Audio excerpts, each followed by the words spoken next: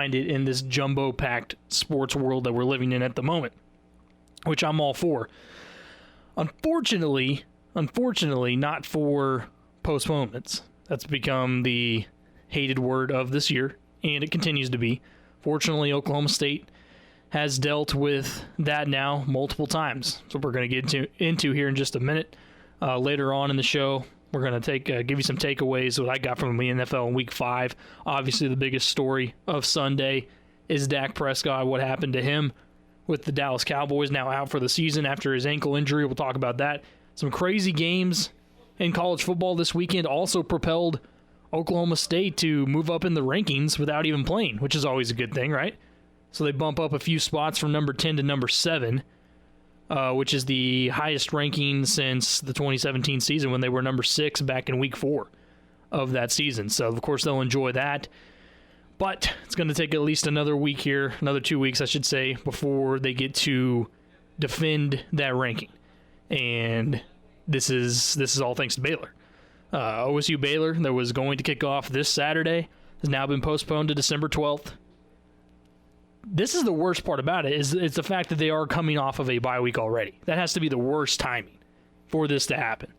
It actually has already happened with me this year when we covered Perry football on Friday nights, and they had the exact same thing. They had their bye week, then they had their next week canceled because of COVID, and now this is the case with Oklahoma State. We got to hear a little bit of Coach Mike Gundy today in the Big 12 coaches press conference. And one of the questions obviously asked was, hey, what are you thinking about your team and then the momentum? Where does that lie right now? Because obviously 3 wins, 3-0 on the season. Will that momentum, will it still carry in to this next game now against Iowa State in a couple of weeks, or is it going to lack a little bit?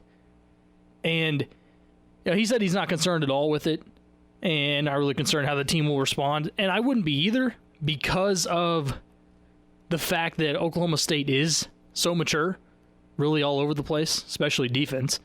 But a lot of seniors, or a lot of guys at least that have been there before, and having to kind of pull the younger ones through this, which at the same time, though, when we look at Oklahoma State, these guys come to Oklahoma State for football, for the games. Nobody comes to Oklahoma State for practice. They don't come to practice all the time. So it's going to get a little stale. I think that's the main thing that you have to take away from it is finding ways to keep it fresh, because we remember what happened when the Tulsa game got postponed, and there was a little more to it because it was the kickoff of the season. So there was a lot of people that were obviously extremely disappointed that you're going to have to wait another week just to get the season started. But now that it has been in full swing a little bit, and I think there's so much to look forward to, or there was, when Oklahoma State got back into action against Baylor, because you were most likely going to see Spencer Sanders for the first time since Week 1. By the way, how about the fact that Spencer Sanders isn't going to be able to come back now for 2 more weeks, and he won't have played since September 19th. It'll be over a month since he saw action on the field. I think there's good and bad, but we talked about it all last week, or the week leading into Kansas. Hey, is he going to play? I said probably not, because then ultimately you're able to give him the Kansas week to rest, because you can beat Kansas with Shane Illingworth. Then you give him the bye week on top of that. But now you get another week.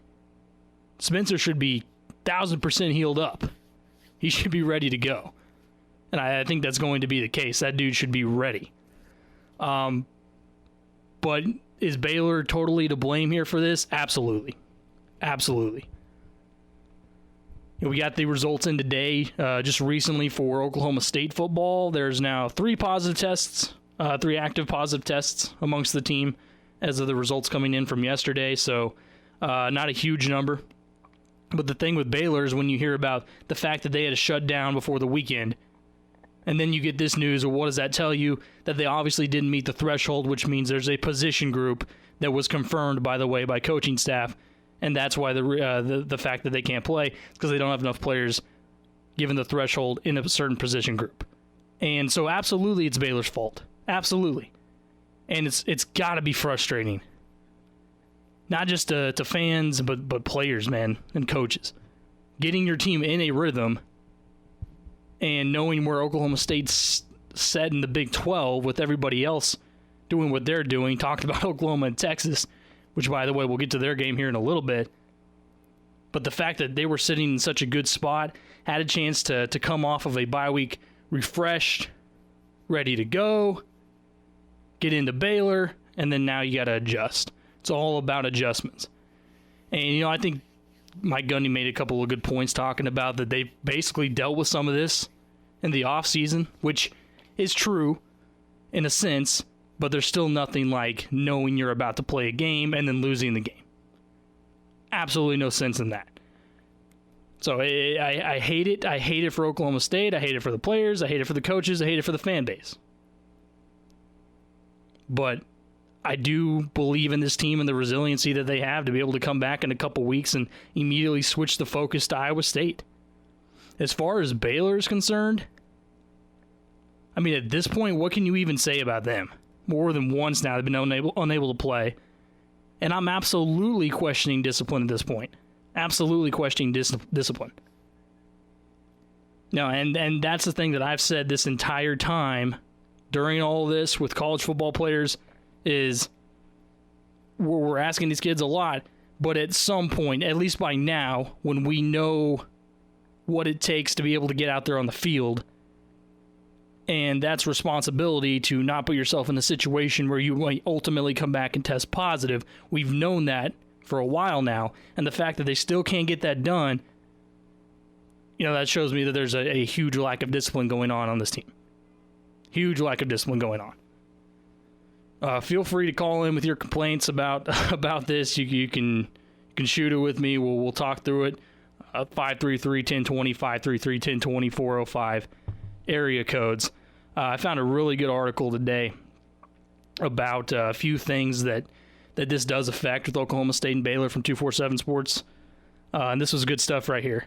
The one thing that they talked about 5 things of how this is going to impact Oklahoma State. The fact that Baylor is no longer going to be played this weekend. The first one they talked about was back-to-back off weeks, which is what I said.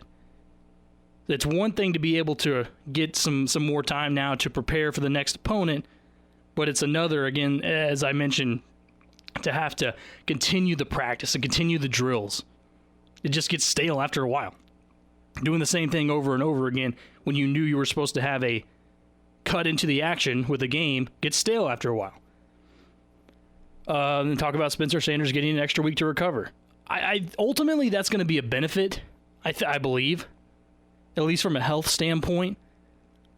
But you do take it on the other hand with the fact that, okay, he hasn't seen live reps in over a month. Live in-game reps. So that's where you have to understand that when Iowa State does roll around and he's out there, he's probably going to have to shake off a little rust. I mean, it's going to be expected, the fact that he's been out this long. But ultimately, from a health standpoint, it's probably really good for Spencer Sanders. Because barring some retweak, this could set him up for being ready to go for the rest of the season. The amount of time that he's had off. We knew last week he was a full participant in practice. He was splitting first-team reps with Shane Illingworth. And we knew that he had a good shot really to go against Kansas, but obviously didn't even need him. Another thing is the Big 12 championship could be pushed back now. And, I was talking about that last night a little bit. The fact that if Oklahoma State, depending on the results there, it could be for them that they might have to push this championship game back from December 12th to the 19th. They have to push it back a week. The downside of that is if Oklahoma State obviously was going to reach the Big 12 championship game, then whoever they would be playing would get an off week there, while Oklahoma State was playing Baylor. And again, it's a thank you, Baylor, so much for this situation. 4 of the last 5 regular season games on the road is the last thing they wrote about. That's, with that being the case with the new schedule change now, you're asking your guys to not only go out there and get victories, but please do it on the road.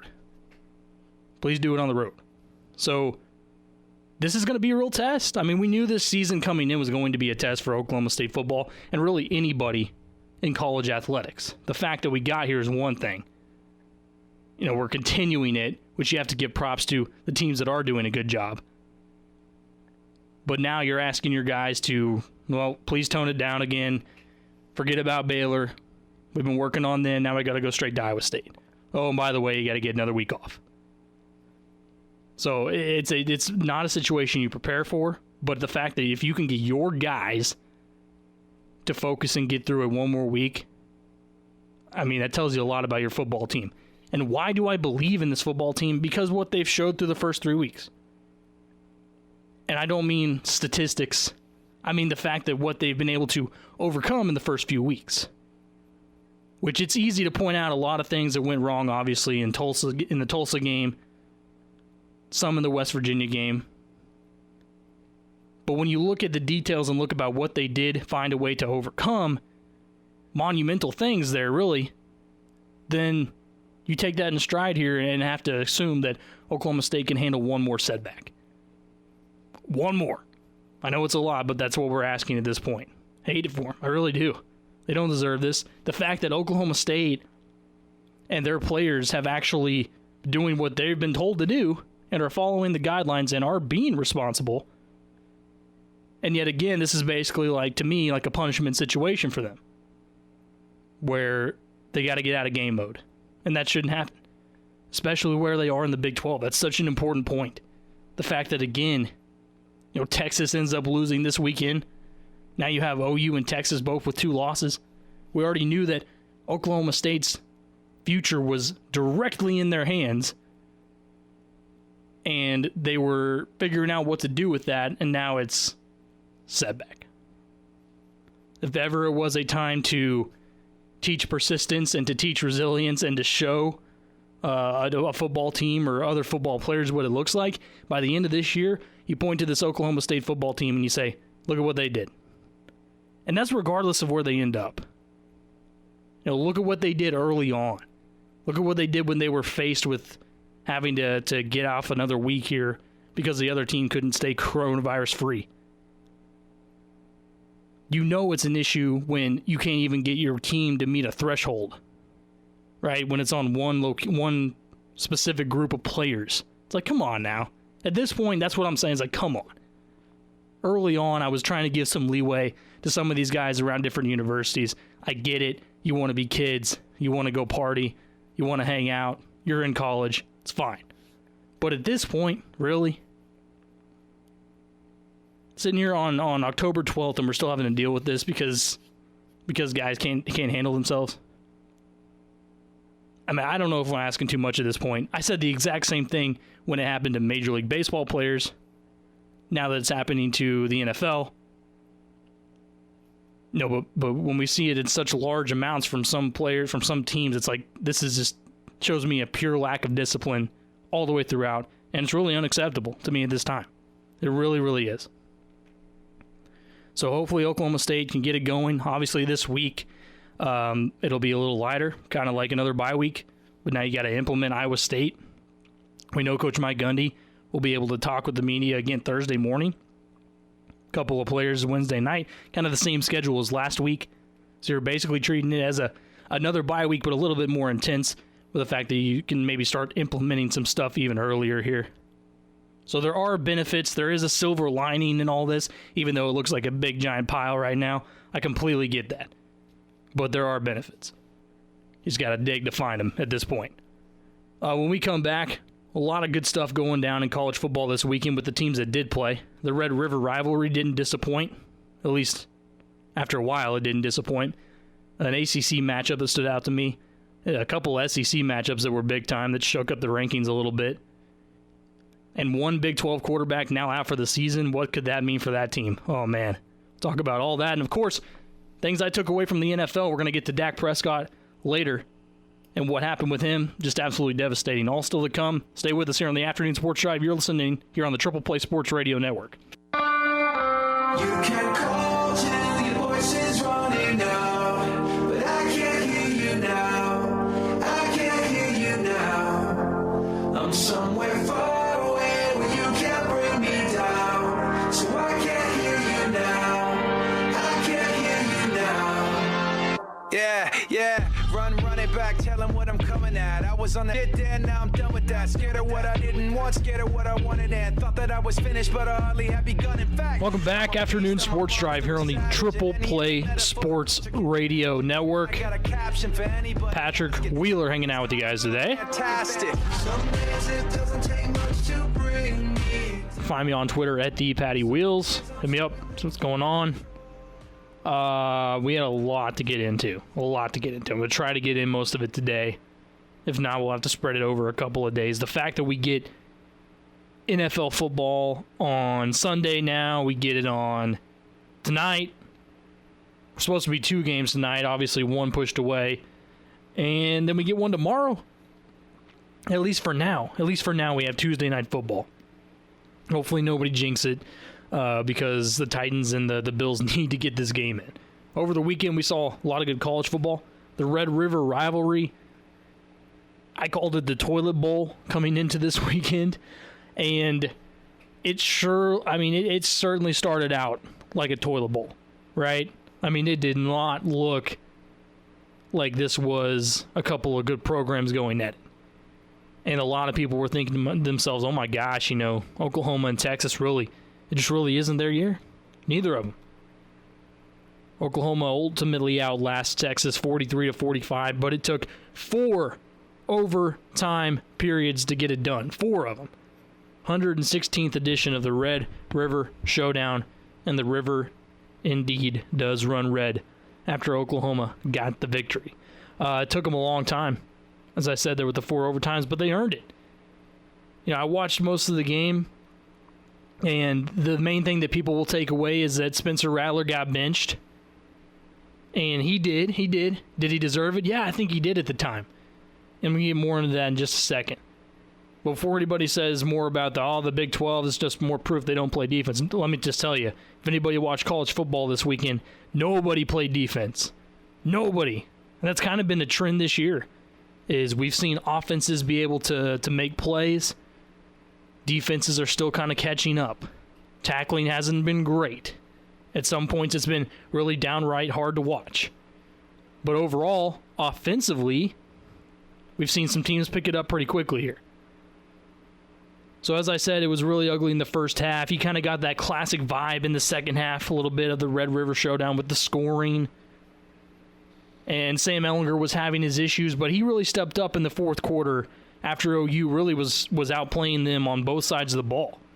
And that's what I said coming into it this week, is what would happen is Texas would ultimately get the victory because of veteran experience at quarterback. And I was almost right. Sam Ehlinger obviously had a big game, and it took a while for him to get things going, but he played well, especially on the ground. And that's why. But what he did was able to come back and show that he's got that veteran experience, and that's what you love to see out of him, what makes him dangerous. I still believe in him. And he was the difference maker, as I said, for me. His interception at the end was a bad throw. One of those really bad decision throws. You don't throw it into double coverage, and it ultimately ended up being the deciding factor. It was good, obviously good defense by Oklahoma. As I said, Spencer Rattler bench, and that's what a lot of people will take away from this. But to me, if you look at why it happened, it was a really smart move. Think about it. Think Lincoln Riley didn't know what he was doing here? Puts it into his head, a young player here, and says, hey, he's thinking to himself, I just got benched in the Red River Showdown. If that would happen to me, that would motivate me to make the most out of any second chance that I got. And that's what he did, ultimately. So I think it was a smart move by Lincoln Riley at that point. And believe it or not, Oklahoma's defense did look better. And that's what OU fans will ultimately end up caring about the most out of this game. I know you look at the points and say, how can that be? But I promise you they actually did, at least later on. Alex Grinch got his guys to make a couple of big plays late.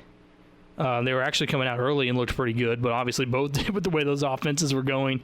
And then it ended up in a big-time win for Oklahoma. Now, I think that if anything, why I say that, obviously not for records or for the Big 12 championship early, or obviously not a college football playoff appearance, but the fact that where OU was, where they can get themselves a win and over a ranked Texas team, that's got to feel good for the morale, right? It's got to be something you can go back and look on.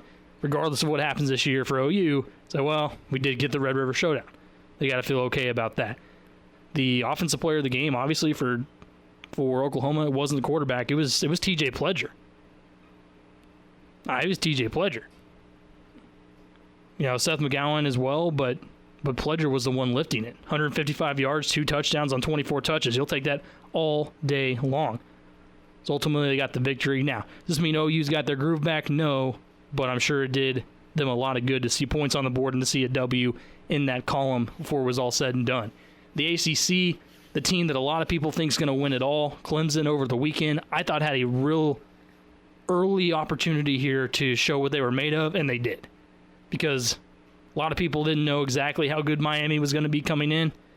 They come into this week looking really good. De'Aaron Keene is a dual-threat quarterback who was out of control, playing out of his mind so far this season. But when what happens, he comes in against the number 1 team in the country, and Clemson just shuts him down. Defensively, he couldn't do anything against that defense. Trevor Lawrence was making plays with ease. And the only possible threats I see left for Clemson down the line, specifically here now in the ACC, it's got to be North Carolina, maybe, but that could turn into a Miami thing. North Carolina moved up to number 5 over the weekend, or Notre Dame. That's really about it.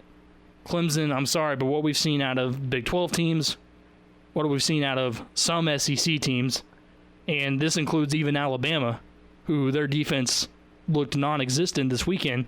I mean, who's going to beat Clemson right now? I think at this point they still have it locked up. We all know things can change pretty quickly, but at this point, I'm not seeing a lot of competition. In the SEC, Mizzou versus LSU, this is the biggest win for Mizzou in a very, very long time. The fact that they're able to make a defensive stand 4 straight plays against that LSU offense on the goal line, that to me is nothing really short of a minor miracle, the way they pulled that off. LSU's got to be rocked right now with the 2 losses, and guess what? They're not that good. LSU is suffering from losing a lot of pieces over this offseason. I mean, remember how many were taken in the draft.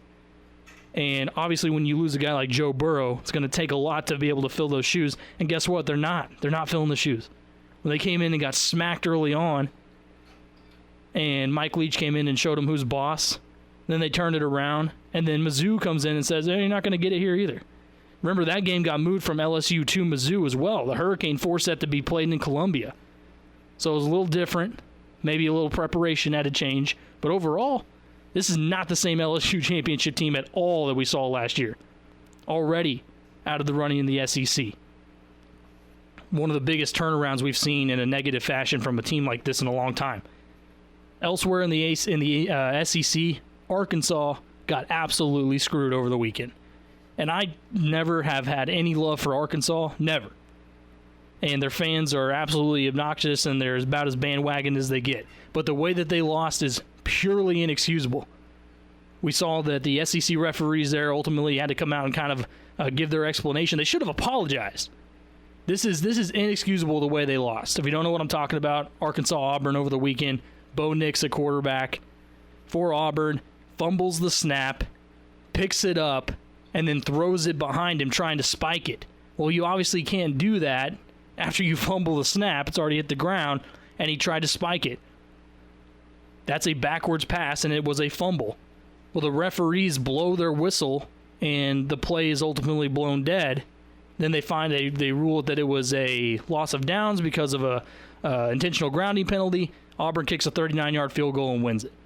They come out today, and the excuse that they give is, well, by the rule book, the referees have to, if they blow the whistle before that ball is immediately picked up by the defense, it's blown dead. That is the dumbest thing I've ever heard in my life.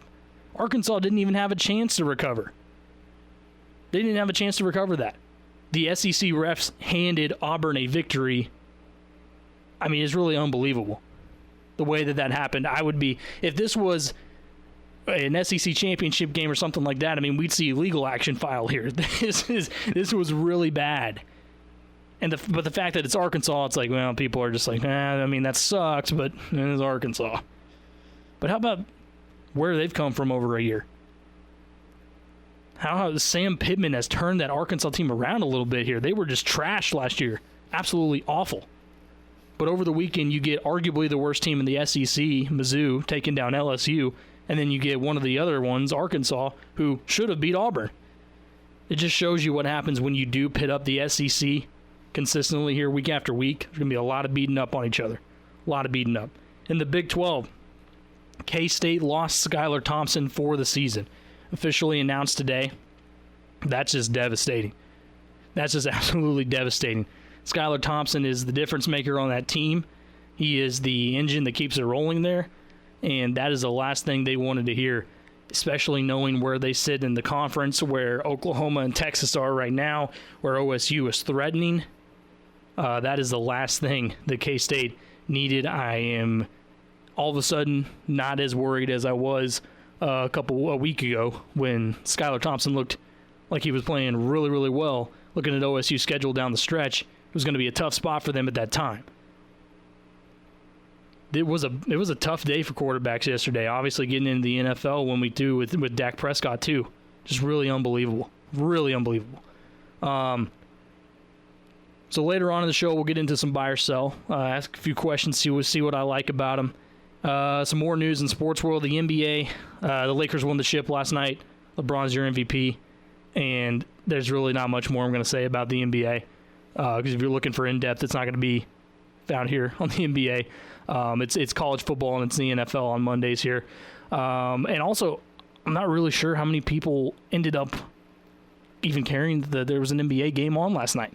I say that not because the ratings have been down this entire time in the postseason, but also the fact that there was a Sunday night football game going on. People were still trying to figure out exactly what happened with Dak Prescott and the Cowboys, and the NFL takes over any day of the week, especially when there's anything else on. It doesn't matter. So I think a lot of that played into it, and I really saw barely any chatter about it as well. There was going to be plenty of people on Sports Talk Radio today and Sports Talk TV that now that LeBron has won another one, it's just completely dominated by who's the greatest of all time, LeBron or Jordan. But that argument is so tired to me. So tired to me. We had, as I said, a ton of stuff going on in the sports world, including baseball last night. The Rays beat the Astros. You have all that playing out. We said we have NFL stretching in through all the way through Tuesday, barring any setbacks. The Thursday game, as we know, now being pushed back. The Chiefs. I mean, you should have seen the list. The NFL had to come out and reschedule all these games. It might as well have been 3 pages long with all the movements they've had to make so far. But I do give credit to the NFL for not folding any situation here and making sure this continues to go. We've seen stadiums with fans in it. They're growing. Florida has said now that they can have full capacity stadiums. Whether that actually happens is to be seen, but they've at least given the green light in that state. And so far we've seen some really good product. The most scoring in the NFL through 5 weeks. Ever. The offense has had no problem. Again, it's just like college football. It's back to the defense and not finding ways to tackle, not finding ways to be as sharp as they were had they have maybe just one preseason game to get going. Maybe just one. So when we come back, get into some buy or sell topics, and then later on, Dak Prescott, it was one of the worst things I've ever seen in sports, and I'll tell you why. I happened to see, in the same day, in the same league, one of the worst things I've ever seen in sports and one of the best things I've ever seen in sports, all in the same day, in a matter of 3 hours difference. It was incredible. And we'll talk about all that still to come. You're listening to the Afternoon Sports Drive here on the Triple Play Sports Radio Network. We're back after this. It's been a too long time with no peace of mind. I'm ready for the times to get better.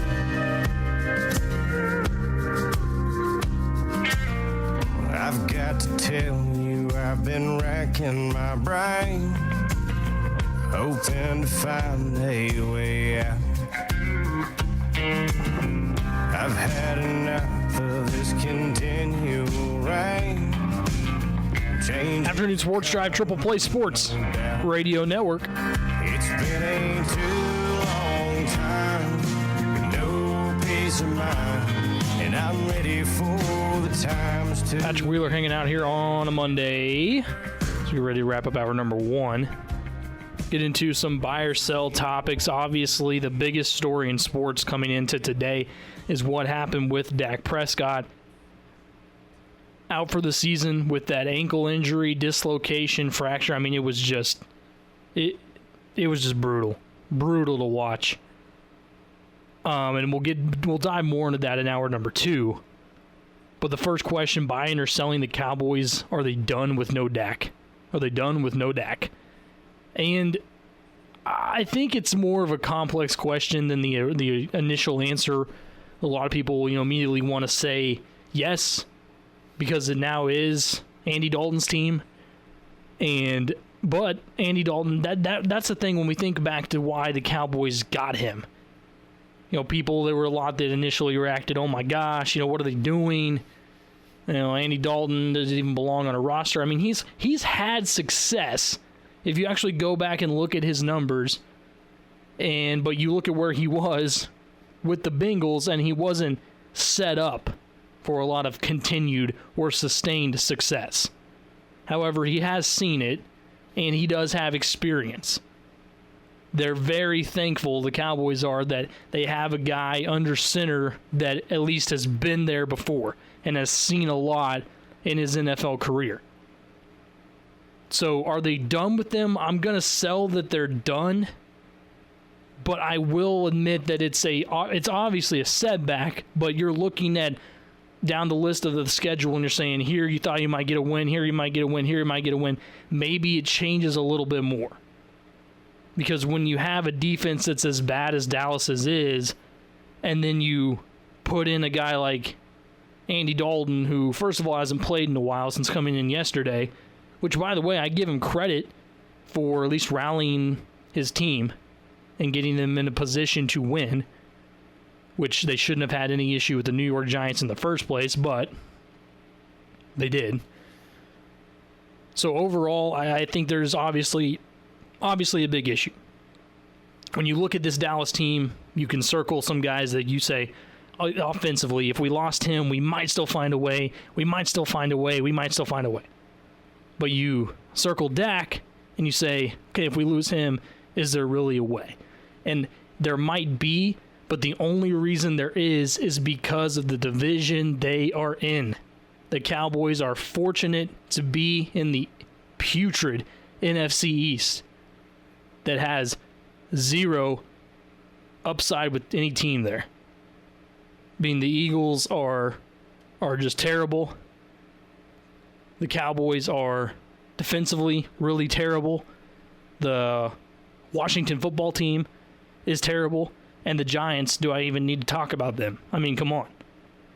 So the fact that they are in that division, I think, saves them a little bit here, or at least provides them a chance, because they are now 2-3 and sitting in first place. So if Andy Dalton can keep them afloat and just be average enough, he could still get Dallas to a possible playoff spot, believe it or not. I also think it has to do with the fact that their wide receiver core is still good and still healthy. Now, I think it's the deepest wide receiver core in the NFL. I think that's pretty easy to say. Not a lot of people would argue with that. So you put that with Andy Dalton, and you might have some success. I mean, you still have Zeke. He's still healthy. But the question is, will your defense ever find a way to stop other teams from scoring to even give Andy Dalton a chance? Because guess what? He's not going to rally you from behind. I will tell you that. If the Cowboys defense is giving up drive after drive and score after score, well, I'm sorry, but Andy Dalton is not going to be the guy that's going to keep you in games. And they may have to be doing a lot of that unless they can turn it around pretty quickly. So you ask me in a couple weeks, we look and see where we are with the Cowboys, and it may have even a more definitive answer. So I'm going to sell it for now, but it's absolutely still on the table for me. Buy or sell Russell Wilson, still the MVP favorite in the NFL? I am definitely buying that. I think Josh Allen is knocking on the door, and Russell Wilson statistically wasn't a great game last night, but what he was able to do to bring his team back, that's MVP performance right there. And he's had a fantastic career, really all the way around, but he's taken it upon himself this year to say, not only am I going to play for the fact that I never received an MVP vote, so I've got that chip on my shoulder, but also the fact that they're actually letting me loose. The team has taken the reins off of him and said, we don't have to be a running team anymore. We can actually let it rip a little bit more with Russell Wilson. We can open the playbook with him, and look what's happened. They ran into a bit of a buzzsaw last night, but they overcame it. They're good enough to do that, and the Vikings are bad enough to do that. But Russell Wilson, I think he's your clear MVP favorite. He's playing out of his mind.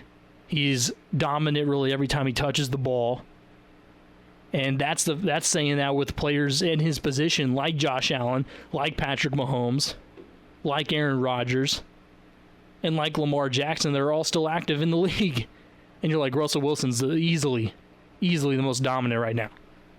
So I'm there for him. I would vote for him in a heartbeat. It kind of blows my mind that he hasn't received a vote up until this point for some of the seasons he's put together. The question is, again, and that's the thing, we look at a team like Dallas and we look at a team like Seattle, and we say they both have really good quarterbacks.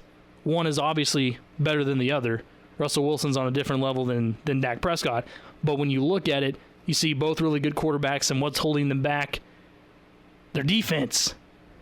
And that's what is going to, I think, eventually hurt Seattle. They'll probably still win the NFC West, but their defense is so bad. So bad. And they were last night, too. Don't get me wrong. They made a couple of really nice plays towards the end that ultimately helped change the flow of the game.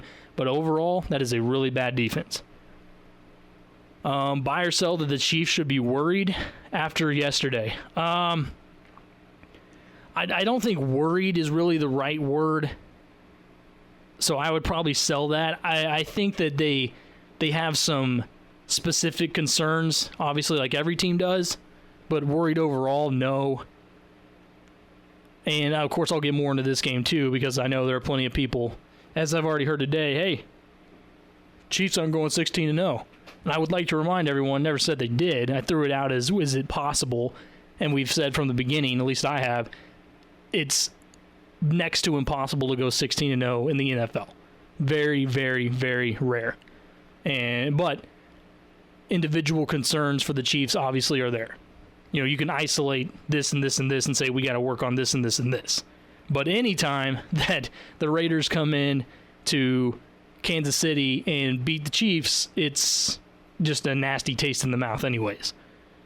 But seeing the differences in how the Raiders have been good at times this year and how they've been bad at times this year, you look at that as a whole and say, okay, the Chiefs, on paper, they should have beat them. But they weren't good enough to get it done yesterday. So it's still early. I don't think it's a huge worry. However, the schedule doesn't get any easier. And if they don't pick it up, then you're going to find me maybe saying we might be moving towards that idea of worry. Because Patrick Mahomes has played really well, but is it possible he's getting overused? I know, it's crazy. We'll talk about that in the second hour too. Is it possible? Sure.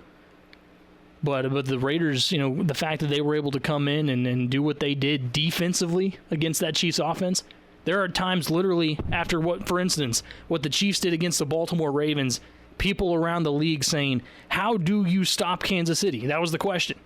The Raiders just went in and did it. And anybody, there should be, every other team in the NFL should look at what the Raiders did yesterday defensively and should play that tape in every single one of their facilities over and over and over for the rest of the season. And say, here's how we beat Kansas City. We have proof and evidence right here. Because they did it to a T. And I got to give them credit where credit's due. And that's not easy for me to do for a Raiders team. But they deserve it the way they played yesterday. Came in and handed Kansas City their first loss and at home. Chiefs don't lose at home. And how about this? It's the first time. This is crazy. This stat is just unbelievable. But it's true. It's the first time in Patrick Mahomes' career. First time in Patrick Mahomes' career that he has lost by more than 7 points. More than 7 points. That is just unbelievable. And it shows you why Kansas City, why the fans can get spoiled and so relaxed. Because even when the losses do come, recently they have been by a touchdown or less. They haven't been over that. So that's why you give the credit to the Raiders offensively, too. I mean, all around, they just did such a good job yesterday. I can point to a bunch of different things that they did well. And the entire league should be on notice and say, that's how you do it. Every single thing they did should be burned into the brains of every other team in the league if they want to figure out how to stop Kansas City. If they want to make sure they don't get to another Super Bowl or more. And it's out there. The question is, will other teams be able to execute like the Raiders did? A lot of questions still to be answered. But a big takeaway coming up in the second hour that I got from the NFL, as I said, I saw the worst and the best thing, one of the worst and one of the best things I've ever seen in all of sports in the same day. And it was awesome, and it was sad, and there was a lot of emotions going on for anyone watching football yesterday, and we'll talk about that. Also to come on the afternoon sports drive. Hour number 2 is up after this. Feel like I'm gonna puke, cause my taxes are due. Do my password begin with a 1 or a 2? Been a hell of a ride, but I'm thinking it's time to grow. Metronome. Man, I'm up to something. Ooh-dee-la-dee-do, thank you all for coming. I hope you like the show, cause it's on a budget. So ooh-dee-la-dee-do, yeah. Come on, here we go, yeah. Come on. Here we go. So put your best face on, everybody pretend you know this song. Everybody come hang. Let's go out. Afternoon sports drive here on the Triple Play Sports Radio Network. It's hour number 2. I'm way too young to lie here forever. I'm way too old to try, so whatever, come hang. Let's go Patrick Wheeler hanging out with you. Find me on Twitter at @ThePattyWheels as we get ready to knock out hour number 2 here on Monday. Everyone's having a great start to your week. Hope the weekend was great as well. Enjoyed it, had some fun, watched some sports. There were plenty of options. So, as I mentioned in the first hour, Sunday, yesterday, in the NFL, was a complete and emotional roller coaster for anybody that fully watched. And we're only in week 5. And it was up and down. But it started with the up, and then it went to the down. But I'm going to work backwards here. I'm going to start with the down. Because the up was going to be the best sports story of the day. It was going to be the top sports story coming into today. But unfortunately, the down kind of took over. And that's Dak Prescott. And what happened with him yesterday, it just pained me to watch. And it didn't pain me just because of the gruesomeness of the injury, but it pained me to see the expression on Dak's face. And not when he was shedding tears being carted off, but when he initially broke the ankle and then he moves his leg over and the ankle kind of flops in the wrong direction, obviously, right? Like he had his knee pointing north and his ankle went east, and that's not the right way for your ankle to go. You want everything pointing north. So when that happened, you look into Dak Prescott, and that's exactly what I did, was because obviously the camera's right on him. And I'm thinking to myself when this happens, because if you watch the video, he's holding on to his calf. And so I'm thinking to myself, oh, he must have, hurt the calf, or maybe it was, I didn't think it was a cramp like Tony Romo. But I thought maybe he pulled something there, pulled a calf muscle or something like that. It looked more serious than a cramp because of the way he was holding up his leg. Like he was holding it as if, oh my gosh, I can't let this touch the ground. And then that's when you see the ankle flop over. And at that moment, when it did, I'm watching this live now, mind you, and I immediately look at Dak's face and not the ankle, and you can just see straight into his eyes as he's motioning for the medical team to come over. It was like you could see at that moment that he knew he was done. And it all just, I know he had to have been in shock, but the fact that there was already just immediate emotion of, and to me it probably wasn't as much pain, physical pain, as it was the idea of being done for the rest of the season. Because a competitor like him, when it happens to somebody like him, that's on another level than really anybody else. Because I've never once, ever questioned Dak Prescott's competitiveness or his willingness to compete or his willingness to go out there and give it all he has every single game. Think he's a tough dude, and I think he's a good quarterback. Have I ripped on the Cowboys all my life? Absolutely. Will I continue to after this? Absolutely. Have I ripped on Dak Prescott before? Absolutely. Has he deserved it? Yes. But yesterday and into this season, he was playing really well. He was playing like he did bet on himself, which is essentially what he did in this offseason and ultimately got franchise tagged for it. But all of that came back to Dak Prescott at that moment, and it wasn't just the pain of an actual broken bone. It was the pain of knowing that here in week 5, I'm done until the 2021 season. Right?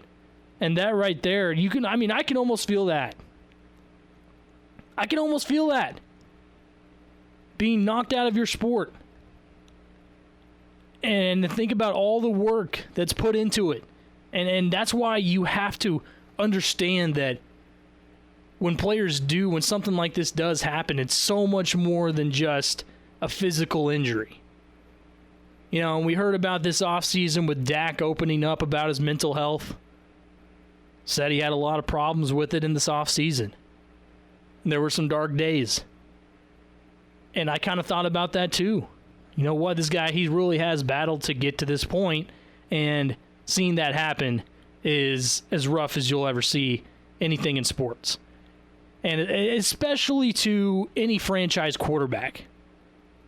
Right? You never want to see a franchise quarterback be injured, and certainly not for the rest of the year, to be taken out.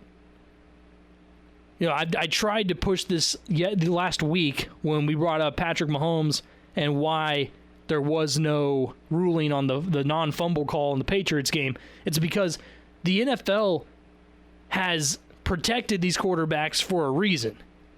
The quarterbacks in the NFL, the starting quarterbacks and the franchise quarterbacks, are the money ticket.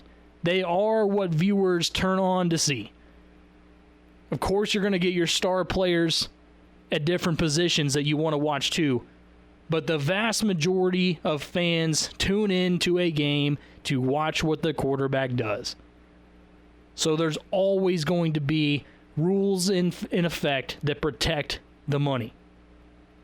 And especially now when the level of quarterback play is through the roof for some of these guys in the league.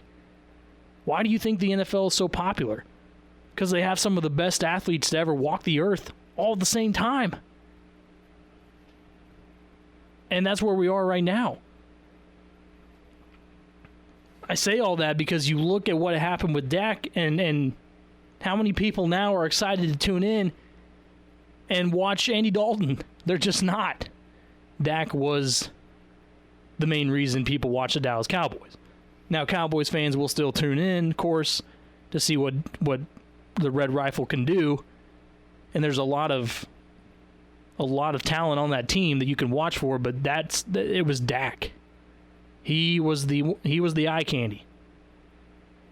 And of course, as I said, the raw emotion he immediately showed was brutal. But even worse, when he's being carted off and he's got the tear, he can't even hold it back. I don't blame him. How could he?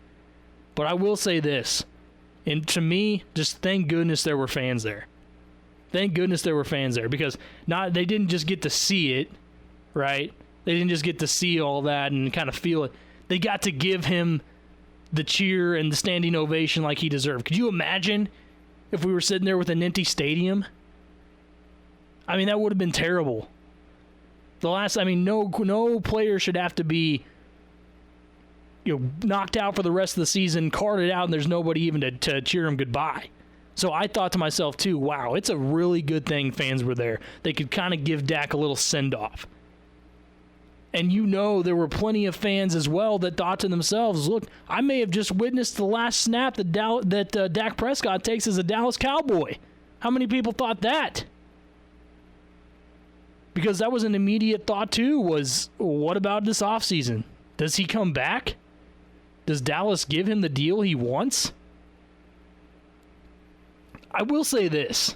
I think Dak Prescott showed enough through 4 weeks to at least get the conversation moved forward about the $100 million deal that he wants. I mean, at the very least, he puts pressure on Jerry Jones here to sign him. But the Cowboys are now in an extremely tough spot. And part of me wants to say that they won't do it. They'll let him walk, or they'll franchise tag him and then let him walk, but they won't give him $40 million a year.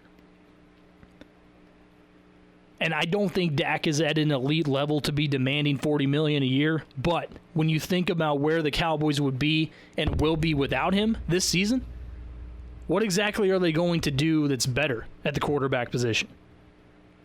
Besides some blockbuster crazy trade, which won't happen, try to make Andy Dalton work, which, knock on wood, I mean, it probably isn't going to happen. Going back in the draft, I highly doubt it. But seeing what Dak was able to do, and I know, I've said it over and over, the defense for the Dallas Cowboys has been absolutely garbage. Absolute garbage. But Dak did what he was supposed to do in those situations, and that was score and get his team somewhat in competitive nature there against some of the teams that were putting up big points against him this year, right? He did his job. And he did it at a high level. But through 4 weeks, I think he did about as much, given the situation he was, that you could have asked for. So he has to be hanging his hat on that and saying, here's what I did do, here's what I was on pace to do. Is that worth signing me? We remember in the offseason it was talk about Jerry wanted 5 years, Dak only wanted 4. And that was the big hang-up. And at that time, I understood why Dak Prescott wanted 4 years. He only wanted 4 years so that he could be able to reshop himself at that point. And the way Dallas has played in the last couple of years, I don't really blame him. If it doesn't work out in the next 3 or 4 years, he at least gets to make a lot of money, and then he can shop himself to a different team. But Jerry's like, no, look, we need it to be 5 years. That way we do have a better shot of you turning this team around a little bit. Now, nobody expected the injuries to the defense or the offensive line. I get it. They have holes. Every NFL team does. So that's the question, is that people look at this now and say, will he be able to be a Cowboy next year? I think the answer is yes. I think the answer ultimately is yes. Because he has, as I said, played lights out through 4 weeks. But you look at it too like this. With the receivers they have, they need to keep Dak Prescott paired up with those receivers. Sorry, but they do. CeeDee Lamb is coming off. I mean, he's coming along really, really well.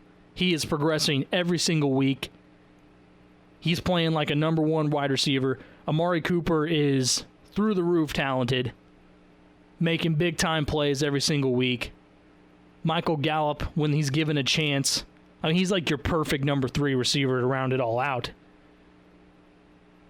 And then, of course, you have Zeke that's still healthy, and if you actually run the ball with him like they did yesterday, good things tend to happen. So there's too much upside with the offense to not, at least if I'm thinking in terms of what the Dallas Cowboys are going to do, to not give him a shot. I think you have to give him a chance. And if that means $40 million a year, fine. At this point, fine. Because are you really going to do better anywhere else? And the answer is most likely no. So I think you have to give Dak what he wants at this point. It's not the way you wanted to do it. You didn't want to base it off of just 4 weeks of production. But at this point, it's what you have to do. And the Cowboys may be in the toughest spot in the entire league. I mean, you look at what they have had to deal with already And again, like I said earlier on, I give them credit for signing Andy Dalton in the offseason as for something like this that could happen. In the back of their mind, they signed Andy Dalton and said, God forbid something happened to Dak Prescott, but if it does, we have an experienced quarterback ready to go.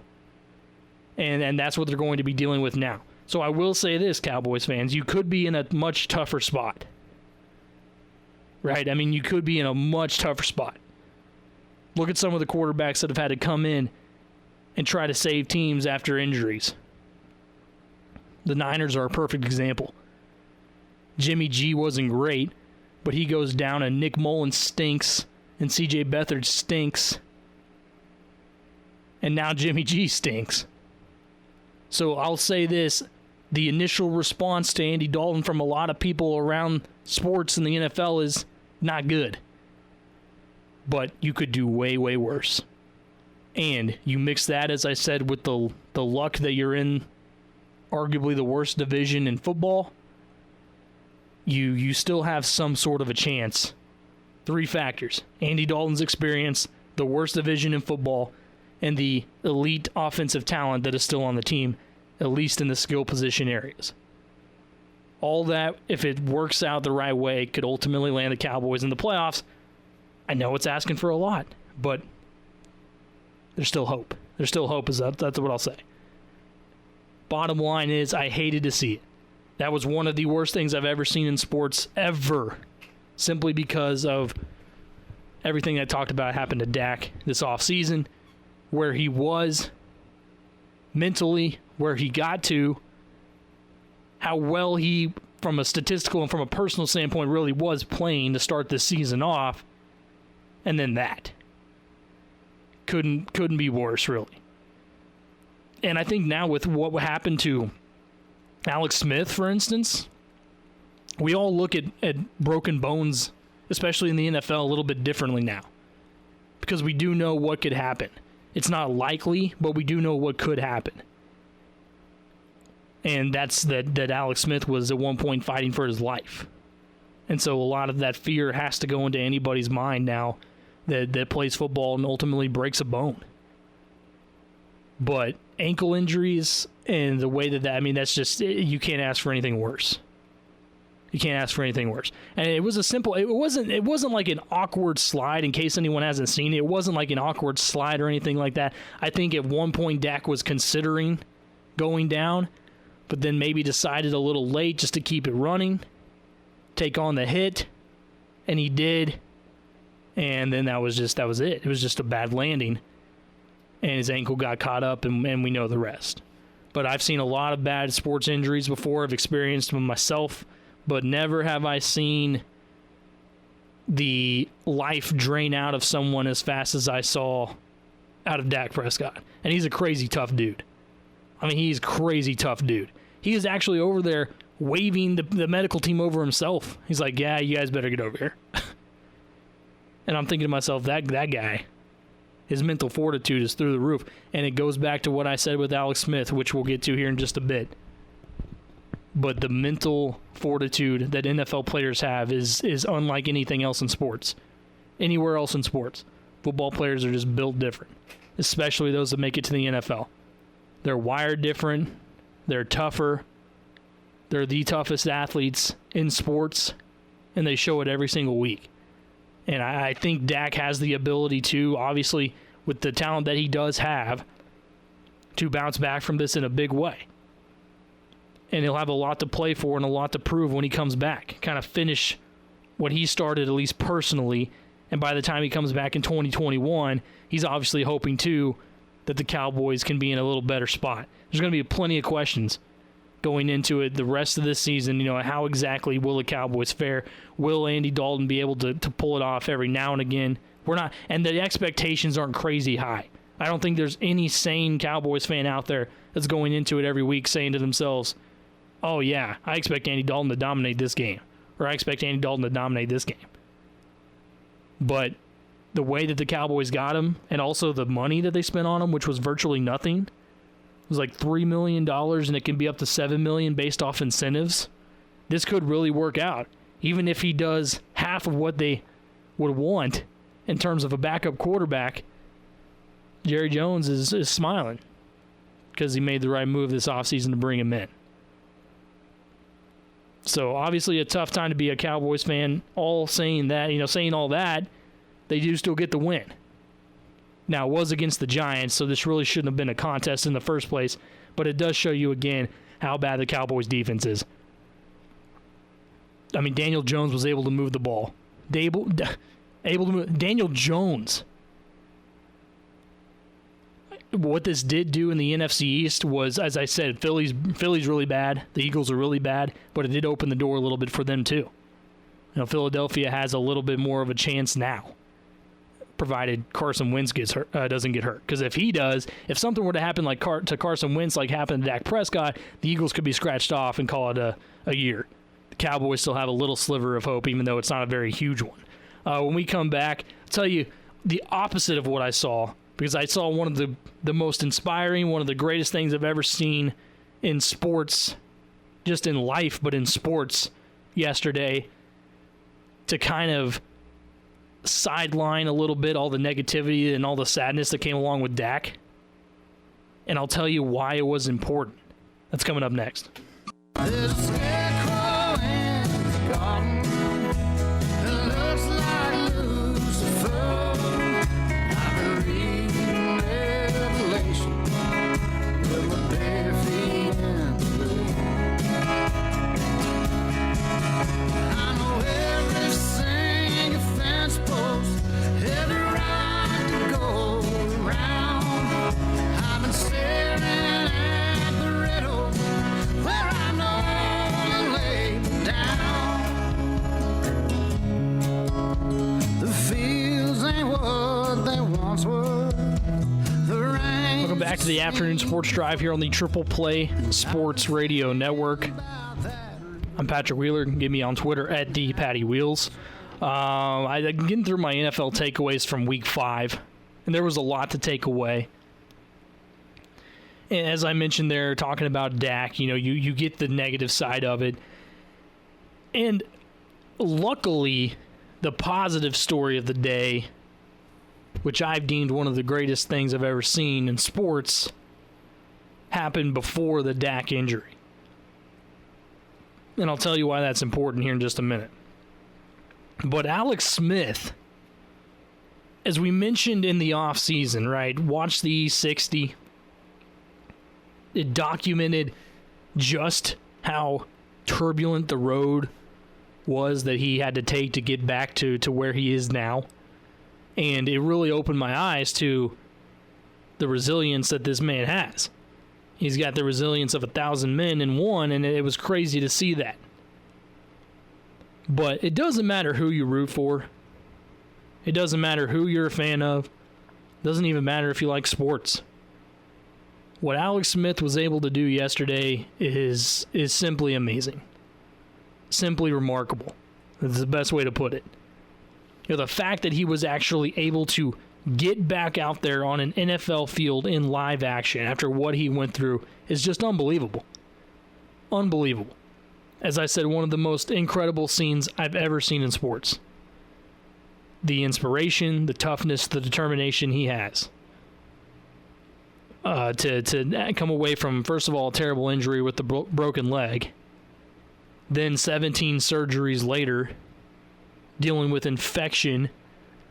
Doctors told him he needs to amputate the leg or he might die, and he chose not to. And he fought back in the rehab he did, and then made it onto a team, first of all, and then made it onto the field. That should not have happened. By all logic, that should not have happened. My prediction this offseason was that there was, first of all, no way that the Redskins would ever put him back out there to risk being hurt again. I thought about that and thought, what would I do if I was in that situation? Would I give him the chance? And I don't think I could have allowed myself, even if the doctors had said, yeah, he's good to go. After seeing what I saw, I don't know if I could allow the responsibility ultimately to be on me of saying, yeah, he's good to go out there. And if he were to get hurt again by some chance on that same leg, I don't know if I could forgive myself with that. But the Washington football team did it. They got him out there. And he got a chance to play yesterday. This all happened, by the way, the fact that the chance that he got was given to him thanks to how terrible Dwayne Haskins is. Dwayne Haskins ultimately was benched. He didn't show up to the game yesterday because he reported he wasn't feeling well, so he wasn't even there. I think not feeling well had something to do with being benched, but he wasn't just relegated to a backup. It was, you're now going to be the third quarterback. We're going to put Kyle Allen as the starter, and oh yeah, Alex Smith, who almost lost his leg, is going to play in front of you. That's how bad you are. So thanks to Dwayne Haskins being just simply terrible, Alex Smith got that opportunity. Kyle Allen gets hurt yesterday in the game, and they throw in Alex Smith. He gets out there on the field. They show his family up in the stands. His wife is literally about to lose her mind with worry. Cannot believe he's back out there, first of all. You know, the kids are jumping around for him. It's a great sight. And then you see Alex Smith. Now, the first thing that happens to him, they're playing the Rams, and unfortunately, Aaron Donald doesn't really care what you've been through. He's still going to be a monster and tear up offensive lines and get to you, and that's what he did. Alex Smith sacked 6 times. And I found myself, along with, I believe, probably the rest of the country, every single time he got hit, holding their breath. Oh my gosh, please get back up. That's what I was thinking every time. And it just so happened that he gets, that was the scary part. He gets out there again, but with one of the worst offensive lines in football. Now, Washington doesn't have anyone that's going to protect him, and then you pair him up with the pass rush that the Rams bring, and Aaron Donald, who is arguably the best player in football. You put him up there against it. It was kind of a tough situation for Alex Smith. But just the fact that he was back there on the field was fantastic. And the fact that it happened before what ultimately would happen to Dak Prescott. Because had there not been something, you know, really encouraging and inspirational and uplifting for all of us fans to watch and see like that, it would have made the Dak situation even worse. But I think it found a way to kind of alleviate, and we can all look back and say, this wasn't a completely dark day. I mean, it was very, very dark, obviously, for Dak Prescott and anybody that watches football, watches the Cowboys. But there was a little light, thanks to Alex Smith being able to basically overcome everything and find himself back out there on the field. And it was just incredible. So again, I was able to see one of the best and one of the worst things I've ever seen in sports in the matter of about 3 hours the same day. And that's why we love sports. Because there's always different things, good or bad, that are constantly happening that keep it fresh. And that's why we love them. That's why we needed them back, was to have the ability to see all this again. And we are. I was talking about Dwayne Haskins. This dude, just to kind of give reference to how terrible he is, okay? I'm not just saying that because he got benched. But he is just so bad. Just so bad. In 9 games when he was a rookie in 2019, he couldn't get anything done, right? He started 7 of them. But overall, in his first couple of years now being benched after 4 games, how about the fact that he has 1 less interception than he does total touchdowns? 10 interceptions and 11 touchdowns for Dwayne Haskins. And the most memorable thing that he ever did that anyone will ever remember unless he gets some type of shot and makes it, which I seriously doubt in the NFL again, was when his team was getting ready to kneel down to end the game and they can't find Dwayne Haskins because he's over there in the stands, jumped up with the fans and is taking a selfie with them in 2019. That's what will be remembered about Dwayne Haskins. Oh, and maybe the fact that him being so bad allowed Alex Smith a chance to get back and shock the world. So I guess there's 2 things we'll remember about Dwayne Haskins, other than him being one of the worst quarterbacks we've seen come into the league in a long time. So great news for Alex Smith, bad news for Dak Prescott. Very, very interesting day in the NFL. More takeaways from the league. How about the Colts and the Browns? The Browns with 4 straight wins. Are you serious? 4 straight wins. But the story that comes out of that game is the idea that Phillip Rivers was going to be the guy for Indianapolis. He is nothing but a liability. Absolutely nothing but a liability. The Colts paid $25 million to bring him in and have him throw 4 touchdowns and 5 picks through 5 weeks. 4 touchdowns and 5 picks. And they said, yeah, that would be worth $25 million right there. Now you look at the record and say, that's not bad. Yeah, but look, the competition's getting a little bit stiffer, isn't it? The Browns all of a sudden are able to run an offense, aren't they? Baker Mayfield doesn't look completely useless. Now, I will admit, on the 2 interceptions he threw yesterday, he did look like really terrible. But other than that, he played about maybe the best first half I've ever seen him play. Ever. In the NFL, at least. So him finding some success, the fact that Kevin Stefanski's running the ball, I don't think the Browns are necessarily going to maintain this success and be this brand new playoff team. But I do think they've given themselves a chance that a lot of people thought still wouldn't be the case this year. And I've seen this argument made, and I love this idea. How about the fact that with there not being as much of a crowd, and at times no crowds, that has actually helped the Browns players, because egos like OBJ and Jarvis Landry and Baker Mayfield, they don't have anything to feed off of. All they can do is play football. I've seen that idea floated. I think it's really interesting, and I believe it might have something to do with some of their success. OBJ's not distracted. He's been forced to literally focus on only football, and it has actually worked for him so far. And maybe he's taken a page out of this book and realizing to himself, oh, if I actually took this serious, I do have some talent, don't I? Even Baker Mayfield can get the ball to me if I am able to take this serious. Wow, shocking. Last night's game was pretty interesting. Seahawks-Vikings, as I mentioned. Russell Wilson keeps his team undefeated, but they came out really, really flat. The Seahawks came out really flat against a Vikings defense that is basically non-existent. But they looked good last night. I don't know what it is about Sunday night games, but everybody basically throwing the records out the window and saying, well, here we go. Last week we saw what the Eagles were able to do to the Niners. Now this week the Seahawks and the Vikings on Sunday night. Here's the thing. This loss is on Mike Zimmer, head coach for the Vikings. He is an idiot for this one. An idiot. You do not get down on 4th and inches with a chance for a chip shot field goal to make it an 8-point game and go for it. I don't care if it's 4th and inches. I don't care what the math says. They show the statistics, and the statistics say to go for it. Well, screw the math when Russell Wilson is your quarterback that you're facing.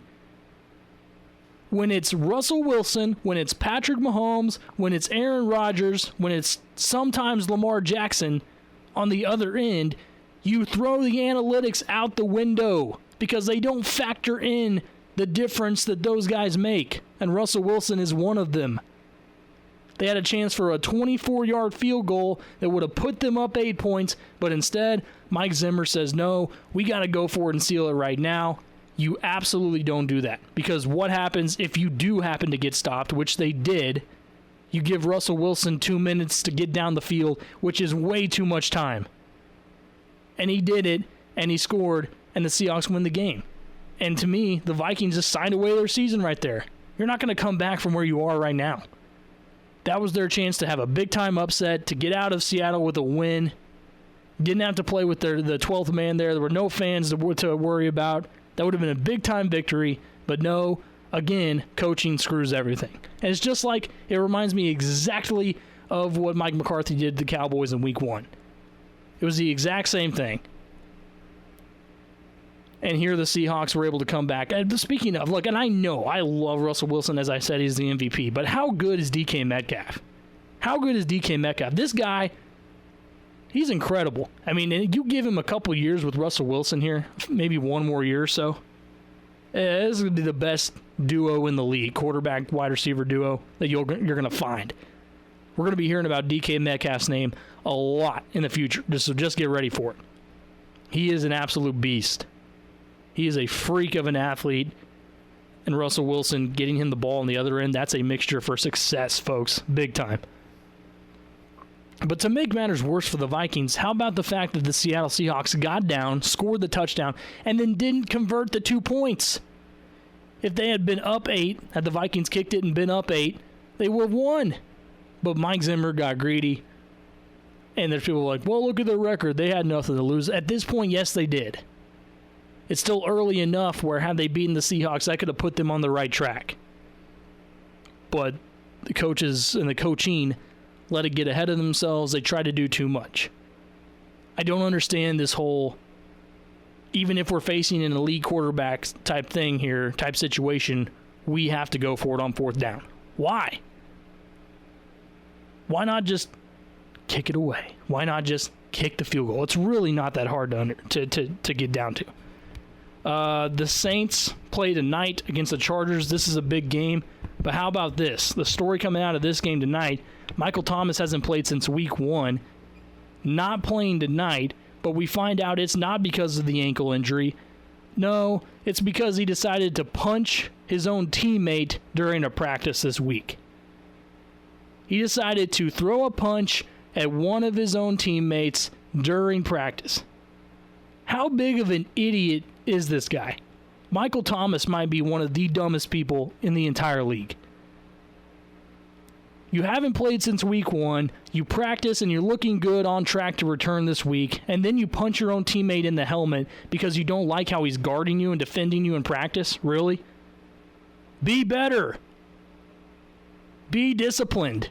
It's really not that hard. This is a situation where it's really not that hard. But guys like Michael Thomas, who have giant egos and don't like to be shown up or having someone play better than them, they have to do something stupid like this.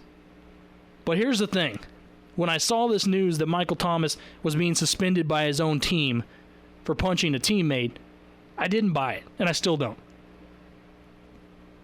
I think the Saints saw this as an opportunity to kill 2 birds with 1 stone. What do I mean by that? Well, they look at what Michael Thomas did, and they say, we can label this as suspending him for a game, and that sends a message to the rest of our team that this BS won't be tolerated anywhere else.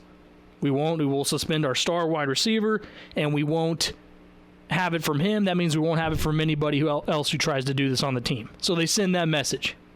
The other one that they do here with the other positive they get out of this is they get the bye week next week, which gives Michael Thomas 2 more weeks to heal up before the stretch run, right? Before the meat of the schedule gets in for the Saints.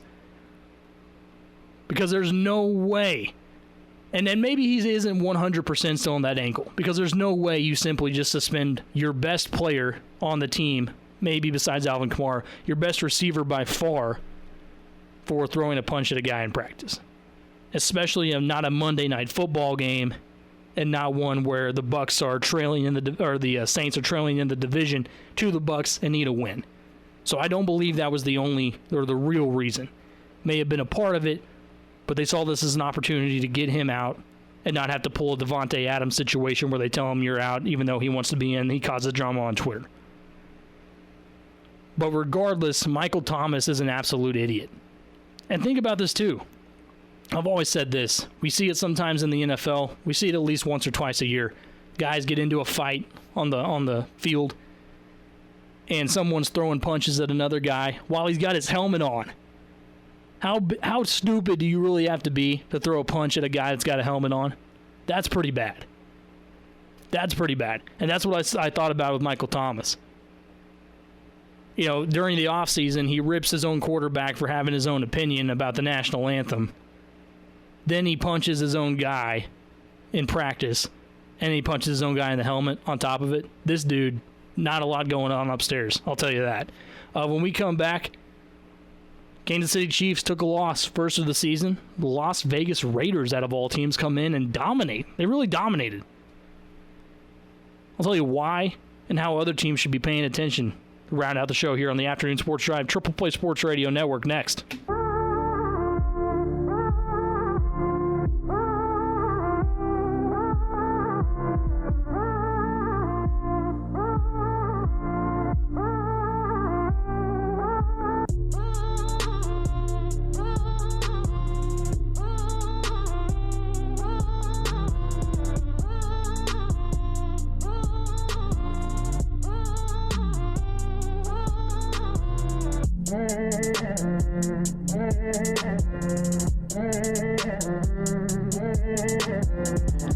Welcome back to the Afternoon Sports Drive, Triple Play Sports Radio Network. Patrick Wheeler, we're rounding it out here on this Monday. I love that cut there, the bump, the promo for this show, because it's so true. The Rams did it again. Rams did it again this week. Just one loss on the year to the Bills, but they played Washington, and that's not much of a competition. And maybe the win was a little sexier than they have been this year. Maybe it was a little bit more fun to watch, but still just, They got to win again. They got to win, put up 30 points, and then the Rams ended kind of stale, but they still got to win. That's how I felt. And it's been that way all season. It's crazy. It's crazy. But they've swept through the NFC East. So, I give them credit for winning the games they're supposed to, but it's not like they really even had to try against that division. My goodness. The Kansas City Chiefs, they had to try yesterday, and the Raiders came into Kansas City and said, the win streak ends here, boys. The win streak ends here. Was it 13 straight? Wow. First of all, with Kansas City, I just don't get it. It's just like last year. They still aren't running the football. And they drafted Clyde Edwards-Helaire for this reason. He was the first running back picked, obviously the last pick in the draft, the Chiefs' number one pick. And I'm thinking to myself, when that happens, I even said, I came on the show, that was the last piece to establish themselves as even more of a contender, a repeat contender, was that they can add a guy who is going to be a great running back in the NFL. Loved what we saw out of him in college. He looked fantastic at LSU. He was a big part of the offense in LSU. And he was going to fit in like a glove with the Chiefs' offense. That was the immediate reaction, because the Chiefs had their pick at running back. And they also knew at that time they were going to integrate him in with Damian Williams, and it was going to be a fun running back committee. You were going to get two solid backs back there. Damian Williams with experience, should have been the Super Bowl MVP. And then you add in Clyde Edwards-Helaire, and it just keeps getting better, right? That was it. And then Damian Williams ultimately opts out this year, doesn't play because of COVID concerns. Clyde slides right in, takes over the workload, takes over the starting position. There was talk about it in camp. Oh, people didn't know. Now, he might not end up with that starting job. And I said, you guys are blind. He's absolutely going to get the starting job, and he did. And we saw it in week 1 against the Texans. He looked awesome, right? Over 130 yards, touchdown. Looked great. And he hadn't even caught any passes then. And people were like, oh, serious, the Chiefs did it. They did it. They got their guy. And to say all that, it's not like he hasn't had his moments, but the Chiefs are still not using him enough. I preached this last week against the Patriots.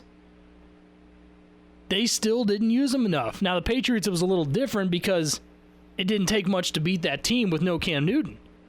But the Raiders come in, a much better team than last year. Derek Carr actually looked like a good quarterback. He has a really good, brand new, shiny toy receiver. Josh Jacobs is a stud. And then Darren Waller is about as solid a tight end as you're going to find in the league. Oh, and then you flip it over to the other side, and the defense played lights out. I'm sorry, but when you give up 32 points to the Chiefs, that's not that bad of a day defensively. That's really not that bad of a day. But the Raiders, here's what they did. Well, actually, let me get to them in a second. I'm still on this run game thing. Clyde Edwards-Helaire gets 10 touches, 10 rushes yesterday. 10! There were times on first down where, again, it was back to, we got to throw the football. We got to let Patrick Mahomes throw it on first down so we can, get down the field quicker. I don't even know. Like, when I look at Eric Bieniemy and Andy Reid, I really do believe that there's this, oh my gosh, we have this once-in-a-lifetime weapon at QB. We got to use him as much as possible. And I think that overclouds some of the simplicity that still is alive in the game. And the simplicity of it is running the football when you have a back that's capable of doing it 20 times a game. Instead of having Patrick Mahomes have to drop back every single play all the time on first down and the offensive line not get a lot of great blocks for him and there's pressure coming, why not hand the ball off? Why not do it twice in a row? There's a thought too. Oh my gosh, that would be crazy. The Chiefs handed the ball off twice in a row? Huh. But you have a guy in Clyde Edwards-Helaire who, in my opinion, is just waiting back there to explode, and he's not being given a ton of opportunities. That also includes not throwing him in there on third downs. They're still intent on bringing Darrell Williams in on third down for whatever reason. Maybe you want to spell Clyde every now and again, and I get that. I understand that. But as much as they do, Clyde Edwards-Helaire should be a four-down back. He should be experiencing a heavy workload. Why? Because he can handle it. And if given the chances, he would prove it. But he hasn't really been given the chances. And yesterday was a prime example. The Chiefs tried to do too much too early. And the way the offensive line has been playing some this year, it's not great. I mean, Patrick Mahomes, he can do it all. But when he has to scramble or when he's pressured all the time, it's going to be wearing him down. And that's what happened. But how did it happen? Well, the Raiders, here's what they did. They looked at what happened with Baltimore a few weeks ago. And the Ravens came in, and their game plan defensively was, we are going to blitz Patrick Mahomes all the time. We're going to do it over and over and over because we believe our defense is good enough to get in the backfield and disrupt Patrick Mahomes. And what did he do? He eviscerated it, and the Ravens continued to do it. They wouldn't let up, and Mahomes wouldn't let up. The Raiders looked at that and said, okay, here's what we don't do. We don't blitz all the time. Instead, how about we rush three? We believe in our front. We love Max Crosby, and I do too. He's awesome. And we rush three and still get pressure, which is what they did all day yesterday, rushing 3 and 4 guys and still getting pressure. And they were able to build off of that by just rushing 3 at times and then able to get up in the zone and consistently run a zone defense, which is what you have to do against the Chiefs. You don't blitz. You don't go single coverage. You set up a zone, and you try not to let Tyreek Hill get behind you. And that's exactly what they did, and they did it pretty much to perfection. I know it was only an 8-point win, but it could have been much, much bigger than that. Offensively, the Raiders looked good. I mean, like I said, Derek Carr looked good, which is hard for me to say, but it's true. 22 of 31, 347 yards, 3 touchdowns, and a pick. He averaged 11 yards a completion. He almost threw for 400 yards against the Chiefs defense, who almost single-handedly won them the game against the Patriots a week before. That's what's crazy, is you see the Chiefs defense turned around here, and you say, oh my goodness. Oh my goodness, what? Why are they so different a week in and week out? And they're going to run into games.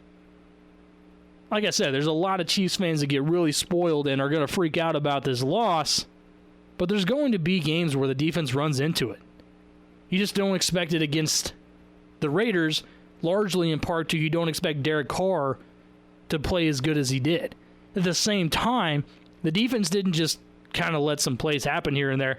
They were letting big plays happen all over the field.